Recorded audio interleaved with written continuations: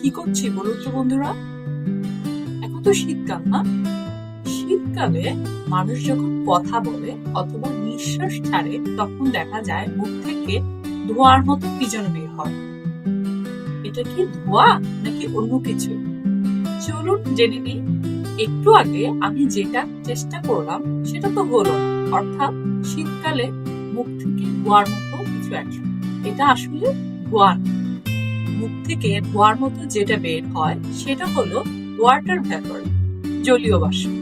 বন্ধুরা, শীতকালে আমরা যখন নিঃশ্বাস ছাড়ি তখন সেই বাতাস উষ্ণ ও আর্দ্র থাকে, কারণ আমাদের ফুসফুসের ভেতরে তখন আর্দ্রতা থাকে। আর শীতের ঠান্ডা আবহাওয়ায় ঠান্ডা বাতাসে সেই নিঃশ্বাস পড়লে জলীয় বাষ্প তখন ঠান্ডা হয়ে যায় আর ক্ষুদ্র ক্ষুদ্র পানির কণায় পরিণত হয়। ধোঁয়ার মতো সাদা কিছু আমাদের চোখে পড়ে।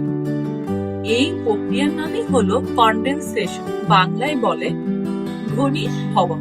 ঘনীভবন। তাই শীতকালে মুখ থেকে ধোঁয়া বের হতে দেখা যায়, যেটা গরমকালে দেখা যায় না। কি বলুন তো, একটা ছোট ঘটনা কিন্তু মিশিয়ে আছে রহস্য, মজার কিছু। সবাই ভালো থাকবেন, সুস্থ থাকবেন। দেখা হবে আগামী পর্বে। Bye bye.